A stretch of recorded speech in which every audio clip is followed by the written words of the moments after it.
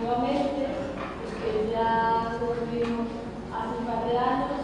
Creo que es una experiencia muy satisfactoria para todos en aquella ocasión y realmente hacer una presentación del profesor de grupo es un poco difícil dada la exposición de su currículum. Yo creo que la mayoría de vosotros le conocéis porque su trabajo es suficientemente conocido tanto a nivel nacional como internacional, sobre todo en temas relacionados con violencia. Supongo que desde el punto de vista que más nos interesa, que es lo que estamos analizando aquí, pero principalmente porque ha sido un pionero en el desarrollo de instrumentos de prevención y de trabajo en violencia de género. Su obra es muy extensa y comprende la violencia en muchos aspectos, tanto a las víctimas de delitos violentos como a los sexuales, como a las víctimas de terrorismo, pero sobre todo ha centrado gran parte de su trabajo en la violencia intrafamiliar. De hecho, pues su trabajo, o uno de sus trabajos más importantes, fue la propuesta cuando todavía no teníamos la ley de género del tratamiento a maltratadores, propuesta que luego fue asumida por instituciones penitenciarias y ahora mismo pues, su trabajo que ya, como me comentaba ayer, ha ido desarrollándose cada vez más, pues está centrada en la prevención del riesgo de homicidio y de violencia grave en la relación de pareja. El día de hoy nos va a exponer los últimos desarrollos de este trabajo que posiblemente pues, sirva hacia el futuro como uno de los mecanismos de prevención más efectivos en esta materia. Yo no puedo menos que congratularme en nombre propio y de todos vosotros, estoy segura de contar con su presencia y espero que disfrutéis mucho de su interés. Sí, lo que pasa es que no tiene la dirección, pero ya está puesta la comunidad.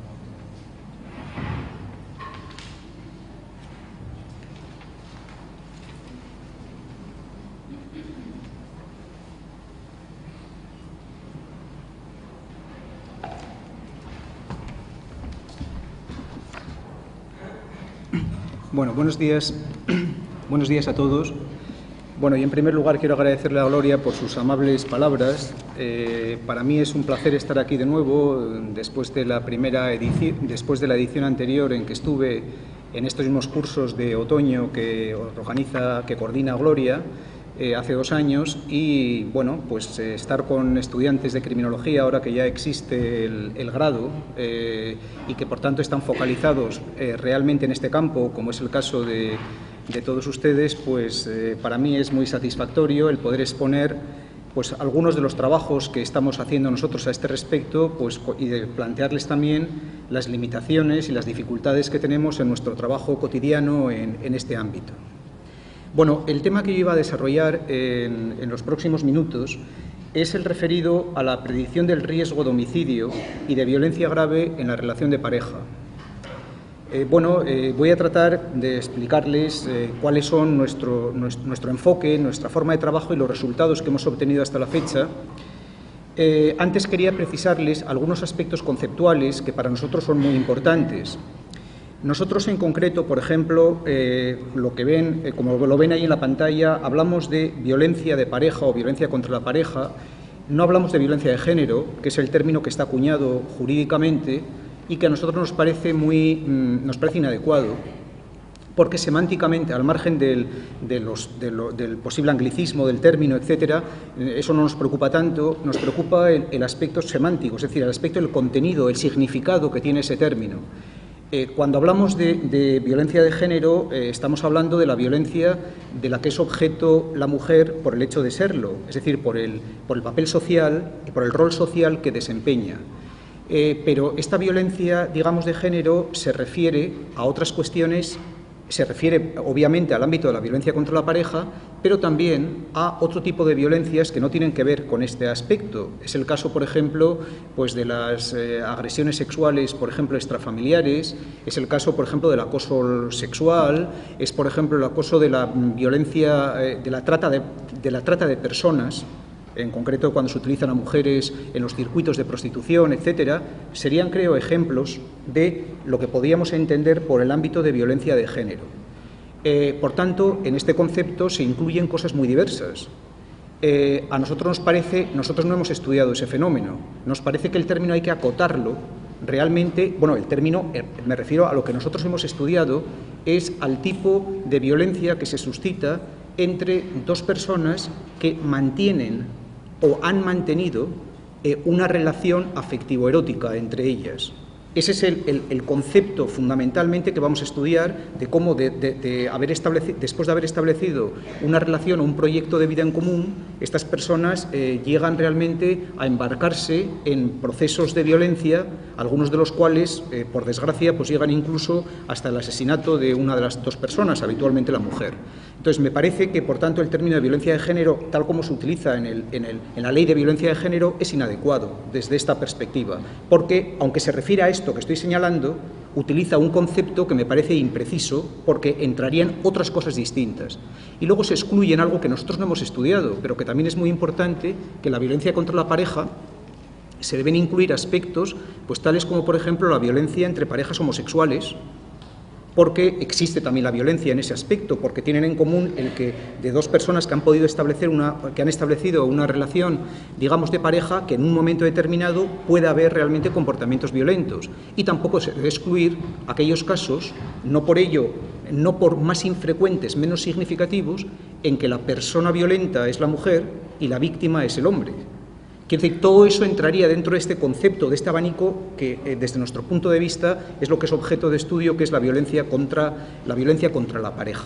Bueno, esto desde una perspectiva conceptual. Yo quería, antes de empezar a explicar nuestro trabajo, algunos conceptos sobre lo que entraña el criterio de predicción del riesgo, que es un criterio que se acuñó o que se empezó a desarrollar especialmente en Canadá, en la Universidad de British Columbia y de Simon Fraser en Vancouver, en donde empezaron a desarrollar a finales de los años 90 y principios del año 2000, digamos, un grupo de psicólogos, el concepto de predicción de riesgo, que intentaba suplir otro concepto que está realmente muy arraigado en toda la tradición europea, y especialmente en el ámbito, digamos, del derecho penal y de la jurisprudencia penal en este sentido, que es el concepto de peligrosidad. Bien, quería referirme que cuando vamos a estar hablando de predicción del riesgo, intenta sustituir a un concepto que se ha utilizado habitualmente, que es el de peligrosidad del agresor. Es decir, cuando estamos hablando de peligrosidad del agresor, nos estamos refiriendo a un concepto en donde muchas veces se trata de establecer si va a haber una nueva agresión en el futuro en función de unas características de personalidad, de un estado mental o de una carrera delictiva que puede tener una persona en concreto.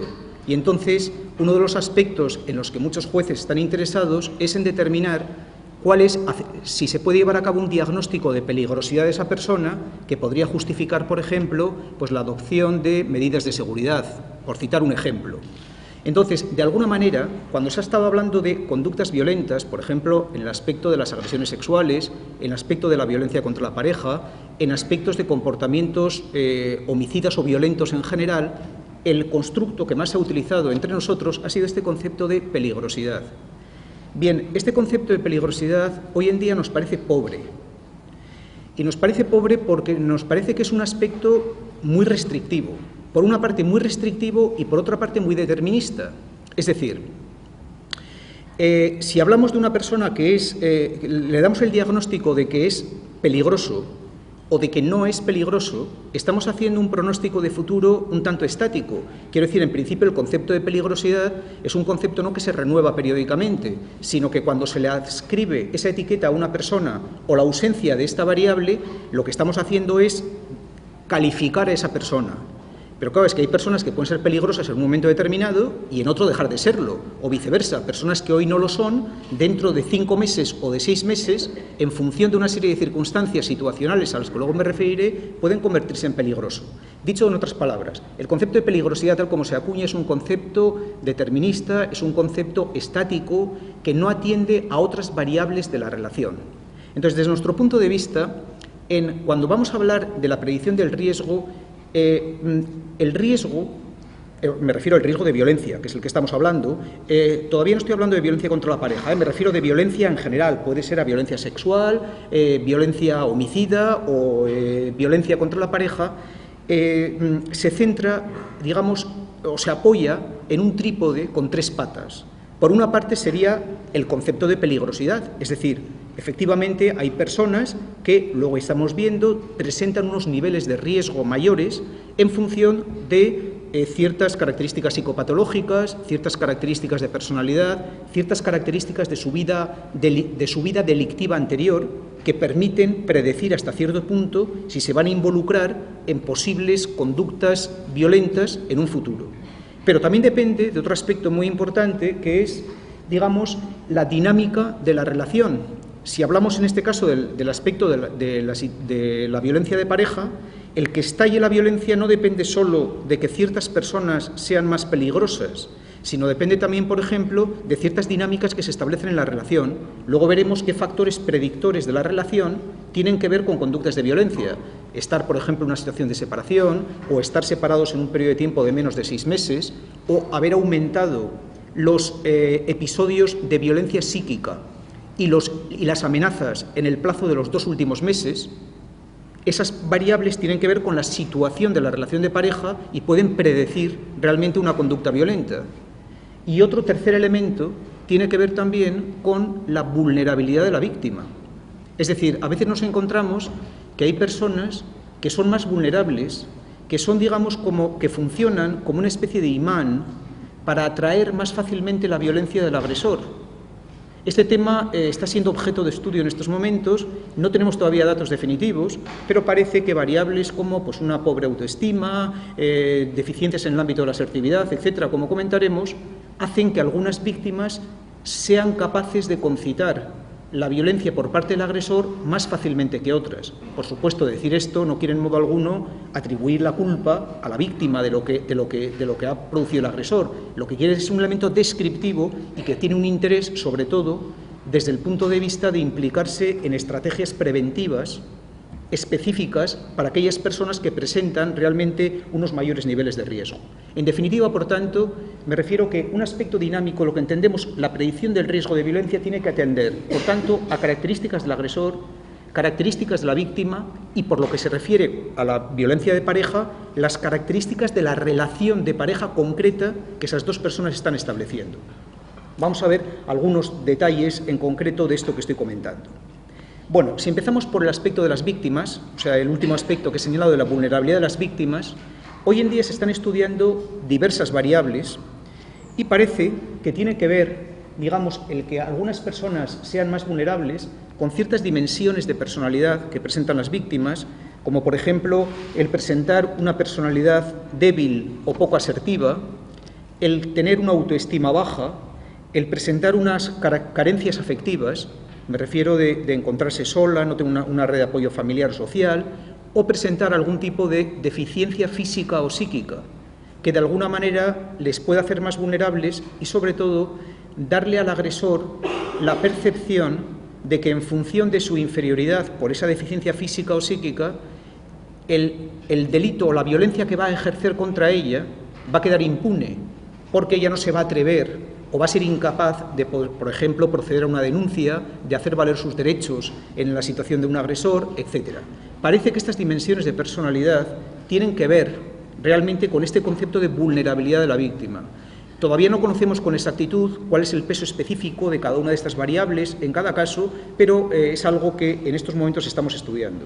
Y también existen ciertas circunstancias biográficas. En esas circunstancias biográficas de la víctima influyen aspectos como el tener un emparejamiento temprano. Me refiero a aquellas parejas que se han, digamos, emparejado de forma muy temprana. Las víctimas tienen más riesgo de ser víctimas de violencia, sobre todo porque estos emparejamientos tempranos a veces están asociados a que la mujer haya abandonado los estudios, haya quedado embarazada tempranamente y, por tanto, digamos, su proyecto de vida haya quedado hipotecado, por así decirlo, a la relación con el agresor y, por tanto, se ve envuelta en una situación de dependencia mayor cuando se da esta situación. Aspectos, por ejemplo, como el de la adicción al alcohol o las drogas. Quiero recalcar este punto porque cuando se habla cuando se estudia la violencia en relación con la adicción al alcohol o las drogas, se analiza fundamentalmente desde la perspectiva del agresor. Es decir, una persona bajo el efecto del alcohol o las drogas tiene más probabilidad de implicarse en conductas violentas. No se señala tanto, y sin embargo es un aspecto que me parece muy importante, que cuando una persona consume alcohol o drogas está en mucho más riesgo de ser víctima de una violencia sexual, violencia de pareja, etcétera. Bueno, pues porque tiene una menor capacidad de discernimiento y de discriminación, porque bueno, pues el agresor piensa que en esas circunstancias cualquier cosa está permitida, etcétera, o que va a quedar realmente impune cualquier conducta que pueda llevar sobre la víctima, etcétera. El hecho de que haya un apoyo familiar y social reducido, es decir, que la red de apoyo familiar y social con que cuenta realmente la víctima, por ejemplo, estoy pensando en el caso de personas inmigrantes, pues que han dejado sus hermanos o sus padres o su familia a muchos kilómetros de distancia, o que no conocen suficientemente el idioma del país en el que están, al que han emigrado, pues por motivos económicos, etcétera, pues facilita el que puedan estar implicadas porque el agresor las percibe como más fácilmente vulnerables. Y finalmente también, y un aspecto muy importante, es la historia de victimización. Es decir, por razones que no conocemos, pero ya hay una evidencia y unas pruebas empíricas muy sólidas, las personas que han sido víctimas de otro tipo de victimización, por ejemplo, de maltrato infantil en la infancia o de abuso sexual en la infancia, tienen más riesgo de ser victimizadas en la vida adulta. Esto no es algo determinista, estoy hablando siempre dentro de un cálculo de probabilidades. Y digo que no sabemos exactamente por qué. Incluso pensábamos lo contrario antes. Antes pensábamos que una persona que había sido víctima, por ejemplo, de maltrato infantil o de abuso sexual, hombre, si había superado esa situación, estaba como, por así decirlo, como vacunada contra otras posibles victimizaciones. Bueno, pues hoy sabemos que no es así y que estas personas, en principio, son personas de más riesgo para implicarse en niveles de victimización. No sabemos por qué. Es posible que la victimización temprana en la infancia haya interferido en el desarrollo, negativamente en el desarrollo emocional de estas personas y, por tanto, les dote de unos recursos psicológicos y de unas estrategias de afrontamiento ante las dificultades pues más débiles o menos sólidas que las que tienen unas personas que no han sufrido este tipo de victimización. Pero esto es algo especulativo, digo, esta es una posible explicación, pero que no sabemos con exactitud. Bueno, he dicho antes que aparte de este factor de las víctimas, nos encontramos con la situación de la relación de pareja. Es decir, hay ciertas circunstancias en la relación de pareja que propician la aparición de conductas violentas. Por ejemplo, el hecho de que haya una violencia física habitual. La habitualidad de la violencia física propicia el que haya una violencia grave. Bueno, la violencia ya está existiendo, pero me estoy refiriendo a violencia grave con lesiones o con un intento de homicidio, etcétera. En cambio, la violencia psíquica no predice esta situación. Es decir, la violencia psíquica puede ser devastadora para el desarrollo emocional de una mujer, para su estabilidad emocional, etcétera. Pero digo que no predice en la misma medida el riesgo, por ejemplo, de un nivel de homicidio. Parece también una variable muy importante el aumento de la frecuencia de los incidentes violentos.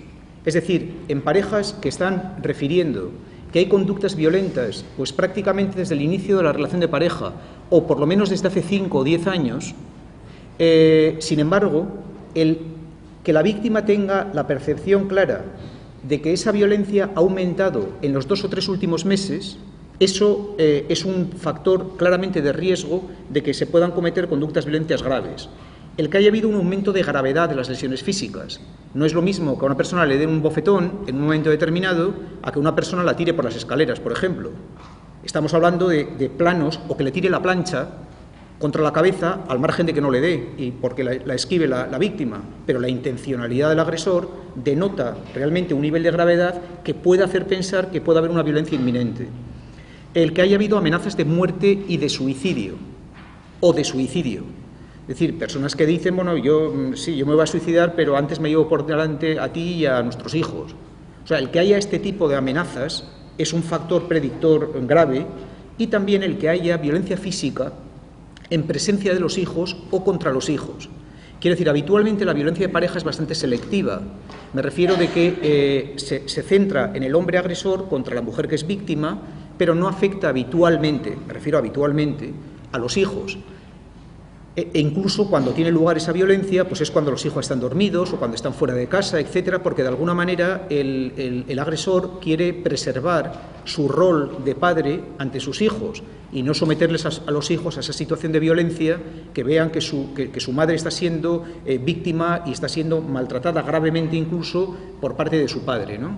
Entonces, en estas circunstancias, si una persona ha perdido ya estos lazos, estos frenos inhibitorios de poner en marcha la conducta violenta en esas circunstancias, de tal manera que lo hace delante de los hijos, sin que eso le suponga ya ningún freno inhibitorio, denota un nivel de gravedad importante. O contra los hijos. Por ejemplo, hay veces en que los hijos se erigen o se constituyen en un escudo protector, digamos, ante la madre, sobre todo en hijos que son un poco más mayores, que se percatan del alcance de la gravedad y cuando ven la cara desencajada que tiene su madre cuando está siendo víctima de insultos graves o de un amago de violencia física por parte de su padre, que se interpongan en medio de los dos y entonces en esas circunstancias pues la agresión también se cebe en ellos. Estos datos, si se dan estos datos situacionales en la relación de pareja, denota la presencia realmente de un nivel de gravedad. Asimismo, si hay la utilización de armas blancas u objetos contundentes, es decir, entre nosotros no hay prácticamente armas de fuego. Bueno, digo en general, digo a diferencia de Estados Unidos, porque las armas de fuego no son habituales afortunadamente en la población, excepto en la población de policías, militares, cazadores. También en zonas rurales es importante que hay armas en casa, pero fuera de estos circuitos no suele haberlo. Pero se utilizan armas blancas, digo cuchillos o tijeras o objetos contundentes. Me refiero a una sartén, la plancha, o sea, los utensilios domésticos que pueda haber en la cocina, etc., y que se utilicen como objeto de agresión. El hecho de que haya agresiones sexuales, este es un predictor muy negativo.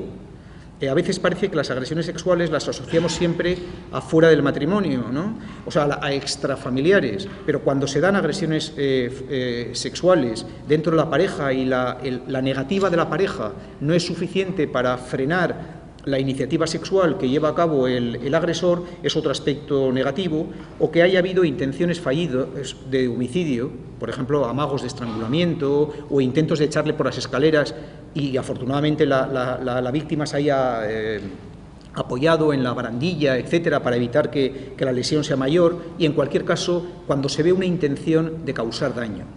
Este es un componente subjetivo. Hay veces en que hay lesiones que son producidas pues, por mala suerte. Yo le puedo poner un empujón a una persona que en principio no es muy grave, pero puede tener la mala suerte de pegarse con la nuca contra una pared y quedar muerta.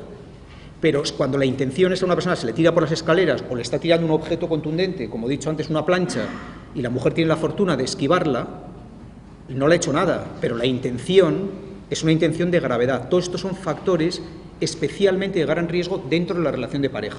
Entonces, cuando analizamos una situación de la relación de pareja, prestamos atención a cómo ha evolucionado, porque estas conductas no se han dado desde hace 5 años, a lo mejor se han dado en el último mes o en los 2 últimos meses. Entonces, este aspecto dinámico de la relación de pareja nos parece especialmente importante. Y, finalmente, atendemos también a otros aspectos dentro de la situación de la relación de pareja. Situación me refiero en relación con el estatus de la propia relación. Si ha habido intentos repetidos de separación por parte de la mujer, que él ha intentado frenarlos en cualquier momento, es un elemento de riesgo, como lo es el que haya habido una separación reciente a iniciativa de la mujer, reciente me refiero en los 3 últimos meses, o que haya acoso después de la separación, es decir, la separación es un hecho, pero hay un acoso persistente. Me refiero en el trabajo, en la búsqueda de los hijos, en los puntos de mediación, por ejemplo, los puntos de encuentro, si se ven ahí que sean aspectos especialmente conflictivos y hay un acoso a través del móvil, del teléfono, de SMS, etcétera. Que haya también un quebrantamiento de la orden de alejamiento de la víctima. En el caso de que el juez haya determinado, porque hay una sentencia en firme, que haya una orden de alejamiento del agresor, o como medida cautelar se haya adoptado la orden de alejamiento y la persona la vulnere sistemáticamente, estamos hablando de que ahí se mantiene el nivel de riesgo. Y finalmente también cuando hay un nivel de conflictividad alta en relación con la guardia y custodia de los niños. Bueno, habitualmente en muchos divorcios o separaciones por la vía contenciosa suele haber conflictos en relación con la guardia y custodia de los niños, pero estoy hablando cuando es una conflictividad especialmente alta, ¿eh? Es decir, que hay que distinguir lo que es una mala relación de pareja de lo que es un caso de violencia psíquica grave que puede predecir ese tipo de conductas. Bien, pues estas serían, desde este punto de vista, los principales aspectos que tienen que ver con la relación de pareja dentro del aspecto de la violencia. Y finalmente llegamos, digamos, a la triple pata, o sea, la tercera pata del trípode, que son los agresores. ¿Qué características realmente presentan estos agresores? Debo decir que en la descripción que llevo haciendo, el reto que tenemos, o sea, todas estas variables que he dicho, tenemos una evidencia empírica sólida para poder afirmar su existencia. Lo que no sabemos con exactitud es el peso específico de cada una de ellas y en cada una de las circunstancias. Ese es un reto que tenemos realmente que asumir, que tenemos que ir mejorando en posteriores estudios y que tendremos que ir perfilándolo. Bueno, sobre los agresores, ¿qué podríamos decir? Bueno, primero, es muy difícil establecer un perfil o un prototipo de los agresores. Esto les interesa mucho, por ejemplo, a los periodistas, que reiteradamente preguntan, bueno, ¿y cómo son los agresores? Bueno, pues es difícil de determinarlo, porque hay muchos agresores. Me refiero, piensen que en el estudio, por ejemplo, que hizo en los 3 estudios que ha llevado hasta la fecha el Instituto de la Mujer, los 3 estudios empíricos que ha llevado a cabo sobre la muestra española, se hablaba de que puede haber aproximadamente en España del orden de unas 640.000 mujeres maltratadas. Bueno, tomen el dato siempre con un nivel de provisionalidad, pero con arreglo a los datos sobre un muestreo de más de 20.000 mujeres mayores de 18 años, llegan a esa conclusión más o menos. Bueno, ¿por qué digo esto? No quiero entrar ahora en comentar ese estudio. Lo que quiero comentarles es un dato. Se habla del número de víctimas, pero claro, si hay 640.000 víctimas, y les digo que tomen con reserva siempre este dato, pues piensen que al menos debe existir el mismo número de agresores. Bueno, excepto que hay agresores que sean reincidentes, ¿no? Me refiero con mujeres distintas. Pero quiere decirse que estamos hablando ante un número, cuando menos, en números redondos, hablaríamos de 500.000 de hombres agresores existentes en España. Claro, la cantidad es enorme. ¿Eso qué quiere decir? Que establecer cómo son este 500.000 de personas, qué aspectos tienen en común, pues es muy complejo. ¿Por qué? Pues porque el maltrato es una conducta a la que se llega por caminos distintos. Entonces son muchas las circunstancias que pueden llevar en un momento determinado al maltrato, pero bueno, veamos algunas de las características que más frecuentemente se han descrito. Bueno, por una parte existen lo que llamamos las dimensiones de personalidad y distorsiones cognitivas en los agresores. Desde el punto de vista de las dimensiones de personalidad, muy frecuentemente existen aspectos como, por ejemplo, una impulsividad extrema. O sea, todas las personas tenemos un mayor o menor grado de impulsividad. En estos casos estamos hablando de personas con una impulsividad extrema y, por tanto, que cuando tienen, digamos, un deseo, por ejemplo, de reprochar algo a su pareja, etcétera, lo ponen en acción de forma inmediata, sin reparar en las posibles consecuencias negativas que eso pueda tener para la propia relación de pareja, para el nivel de sufrimiento de la víctima, etcétera. Y también cuando existe una dependencia emocional, que ahí señalo como una dependencia obsesiva de la pareja. Es decir, siempre que se establece una relación de pareja, hay una cierta dependencia emocional, porque son 2 personas distintas las que se encuentran, las que comparten un proyecto de vida en común, y eso implica de que de alguna manera, hasta cierto punto, existe una cierta dependencia emocional. En estos casos se trata de una dependencia, digamos, obsesiva. A veces esta dependencia obsesiva se pone de manifiesto en forma de lo que más se conoce, que son los celos. los celos patológicos. Me refiero a la sensación de que esa persona puede ser traicionada por la otra pareja, por otra persona, lo cual lleva a controlar realmente sus conductas. Hablo aquí de celos patológicos, que sería este rasgo, porque, claro, si los celos no son patológicos, bueno, entonces recibe otro nombre. Me estoy refiriendo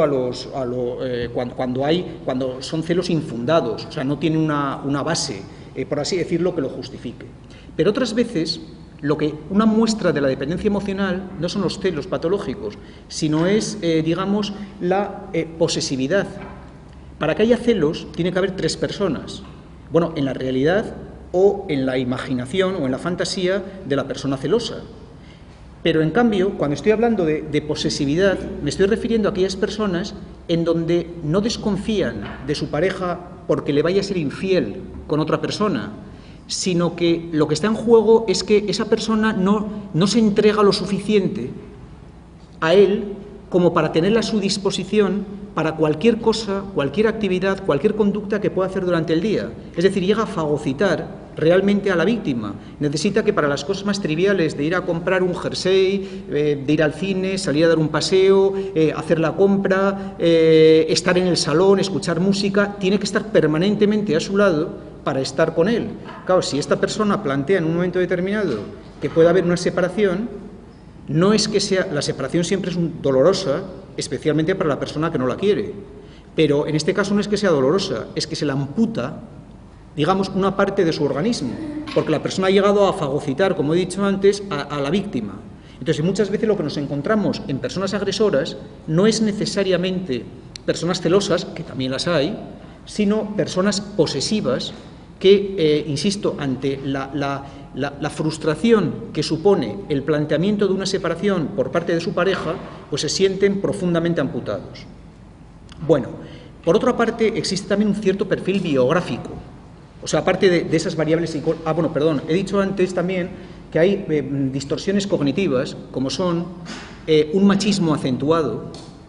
Es decir, el hecho de que la mujer debe estar permanentemente a su servicio y permanentemente debe seguir sus directrices, y si no lo hace, está haciendo algo que no debe. Y, por tanto, eso genera una frustración que puede llevar a una reacción emocional de ira y a una conducta violenta. Otras veces, hay un mecanismo cognitivo que consiste en atribuir todo lo malo que le ocurre a una persona a su pareja. Es decir, nosotros en nuestra vida pues hay cosas que nos salen bien, otras que nos salen menos bien, de las que estamos menos satisfechos, etc. Pero si de todo lo que no nos sale bien o no nos sale con arreglo a nuestras expectativas, digamos, atribuimos eso a ella, pues porque no me apoya lo suficiente, no me da suficiente cariño, no está siempre a mi lado. Cuando hay una discusión se pone del lado de la otra persona. La persona empieza a reconcomerse con ese tipo de pensamientos y eso va generando una situación emocional de ira que propicia la aparición de conductas violentas. Bien, desde una perspectiva biográfica, lo que nos encontramos frecuentemente es que estas personas han sufrido una violencia en la familia de origen. Claro, esto nos puede ocurrir aproximadamente en un 25% de los casos que nosotros hemos visto. En las series de pacientes que hemos estudiado, hasta unos 500 aproximadamente, en un 25% aproximadamente, lo cual no es moco de pavo, me refiero que es un número alto, pero que también debe hacernos ver que hay un 75% de casos de personas violentas adultas que no han sufrido violencia en la familia de origen. Es decir, la violencia de origen puede ser un elemento facilitador, pero no es un elemento determinista de que vaya a darse realmente esa violencia en la relación de pareja. Es que si así fuese, entonces llegaríamos entonces a recomendar a cualquier chica que vaya a establecer una relación de pareja que no le pregunte a su novio pues si estudia o trabaja, que le pregunte primero si ha sido víctima de violencia cuando era niño, porque eso parece que podría, digamos, predecir cuál va a ser su conducta futura. Hombre, obviamente esto es algo que no tiene sentido, pero lo que quiero indicar es este aspecto a que me estoy refiriendo. Otro aspecto importante es el aislamiento social y familiar.